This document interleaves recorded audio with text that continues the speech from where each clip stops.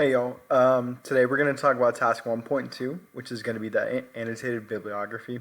You may be familiar with that term or you might not be, but we'll talk a lot more about what it is. I'll be showing you an example of a completed one, and we'll talk about good examples and bad examples a little bit later on.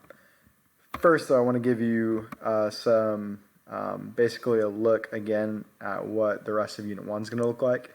So in task 1.2 will be the annotated bibliography, and basically for that you'll be researching sources and evaluating and analyzing them. Task 1.3, you're actually going to create an informational essay, so using those sources, organizing them together to create basically like a coherent presentation about your community issue. And then task 1.4, you'll be creating a public service announcement about it. So we'll go over each one of those things much more in depth later on, but for right now, let's continue to talk about task 2. All right, so I'm going to show you here's the actual assignment for it. So student journalists will gather nonfiction sources on the community crisis, will gather facts and details relevant to the community crisis, and will analyze how the central idea of each source is developed through those definitions, facts, and details. So basically, you're going to determine the central idea of 3 nonfiction texts, 3 sources. You're going to analyze the development of that central idea over the course of each of the 3 texts. So when we're talking about analyzing the development, that's you summarizing what the source is saying. You're also going to analyze how a specific detail shapes and refines the central idea in each of the 3 texts. So for that, you're analyzing it, talking about specific details that you're going to use later on in your informational text. Then finally it says edit writing to meet the guidelines of a specific style manual, MLA. So what that's referring to is MLA has a specific format that they want annotations in an annotated bibliography. So we'll go over that later on because it's pretty complicated to figure out the right way to do it. So I'll be showing you, or creating rather, another video that shows you how to do so. So basically an annotation has a citation for the source, has a statement of the central idea of it, has a discussion of how the central idea is developed, summarizing it, and then a discussion of specific details that could be used later on in the paper. That's the analysis. All right, but in order to write an annotation, you actually have to have sources. So let's have a conversation about good places for you to actually find sources. You should look at the resources that the school district has subscribed to. There's some good stuff there. You may be able to find some things that are useful for you. So Gale, Galileo, those are password protected. So I've uploaded a document on Canvas under task 1.2 that has the passwords for those databases. There's also the link about link where rather that you would access them.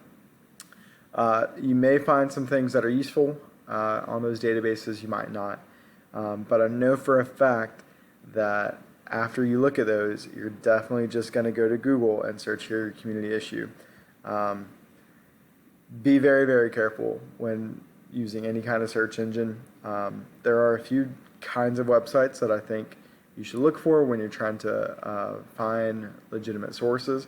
So things that end in .edu or .gov are probably going to be good. .org occasionally has good. .com you need to be very, very careful with. Try to look for websites of government agencies.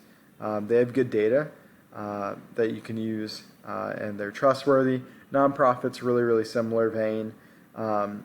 They look for accurate, up-to-date data for the issues that they're trying to resolve. Universities, whenever they're publishing data, it has to be checked and verified by professors at other universities.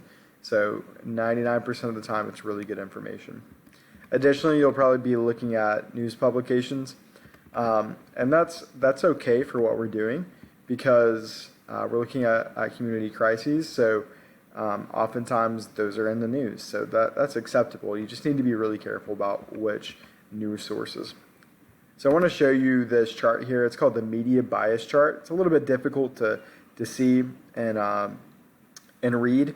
So I've put a link on Canvas that'll take you to the web page where you can look at this chart. But basically, it's plotting where newspapers, news channels, websites, where they kind of fit on the left and right scale.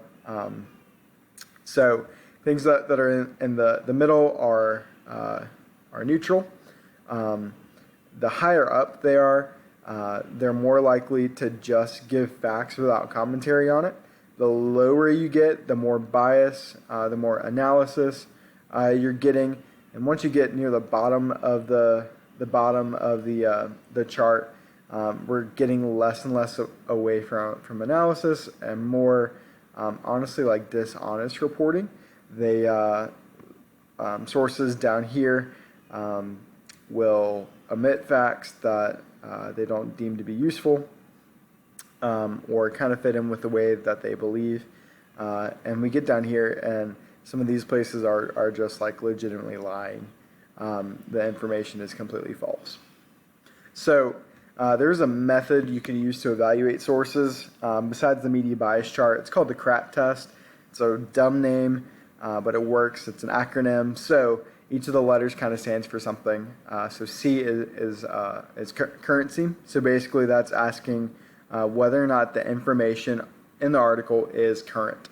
So most articles published online will have a date that it's published. So obviously the more recent the date, the better it is, because the information is more up to date. Some of these crises that you're researching have been issues for decades and decades, so you probably can find some stuff that's useful, but obviously the newer it is, the better it's going to be. R stands for relevance, and this one's kind of self-explanatory. If there's a source that barely mentions your community crisis or really doesn't discuss it at all, it's not relevant. You shouldn't use the source. But if it's talking very specifically about the source, or even specifically in Georgia, it's a good source to use. The first A is for authority. So this one is asking you to look at who wrote the article that you found online. Oftentimes there'll be a bio section for the author. You want to look and see where do they go to school, what credentials do they have, if they have a doctorate, if they teach at a university, it's probably going to be a really good source for you to use.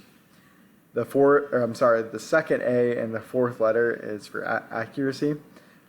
Basically, if you have one source that says one thing and every other source that you found says something else, that one source that has different information probably isn't accurate compared to the other ones.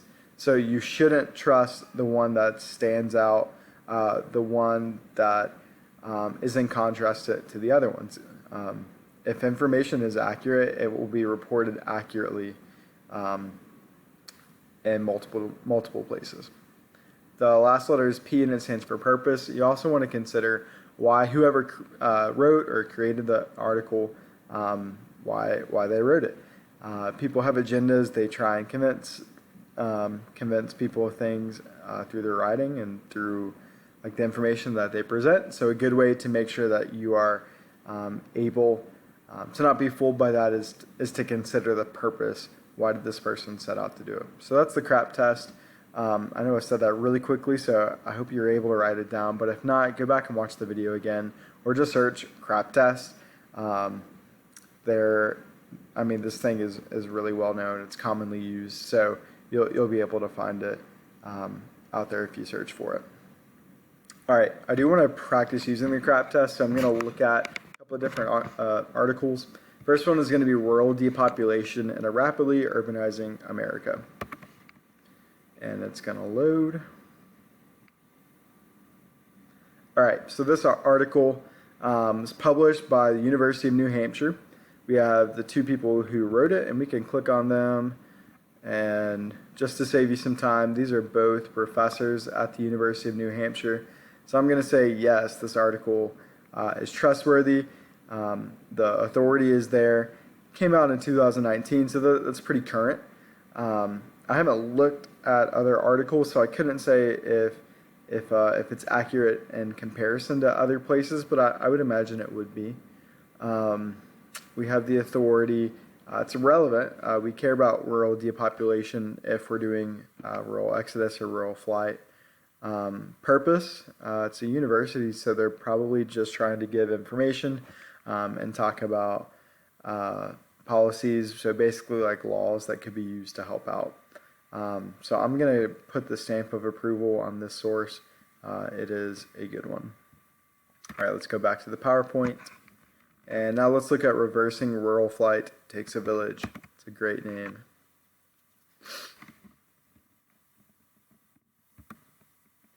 All right, so this source comes from the High Plains Journal. Looks like a little small newspaper. It's written by someone named Jennifer Latsky. Don't know much about her. Came out in 2017, so that's not super current. It's acceptable though.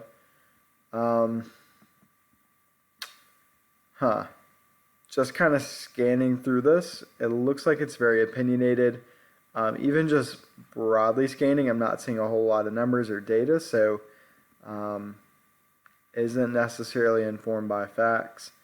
I'm thinking this is probably just Jennifer Latsky's opinion about rural flight and about what can be done to kind of reverse it. I'm going to say that this is not a good one. I encourage you to go back and look at this one again to read it more closely so you can see kind of the train of thought about why this one isn't good. All right. Anyways, so now that you've seen how the CRAPP test works, you're going to go down to the module section of my class to Unit 1, Informational Essay. Scroll down to Task 1.2. So here's the assignment for the Annotated Bibliography. It's going to be due at 11:59 on September 3rd, uploaded to Canvas. Here's a link to the PowerPoint that I showed you. You're going to go to the CRAPP Test practice, and I've uploaded 3 more sources. I want you to look at them. Tell me in 2 to 3 sentences per source whether or not, according to the CRAPP test, you should trust it or not. All right. So do that 2 to 3 sentences per source. After that, I want you to spend the rest of the class period researching. And load up. Okay, so here's the media bias chart. This link right here will take you to the digital learning tools like Gale, and this document right here has the password. So spend the rest of the class period researching. Remember, you need 3 sources. Hope you're able to find some good ones. If you have questions about a source, email me, ask me. I'll be more than happy to walk through helping you determine whether or not it's a good one. Or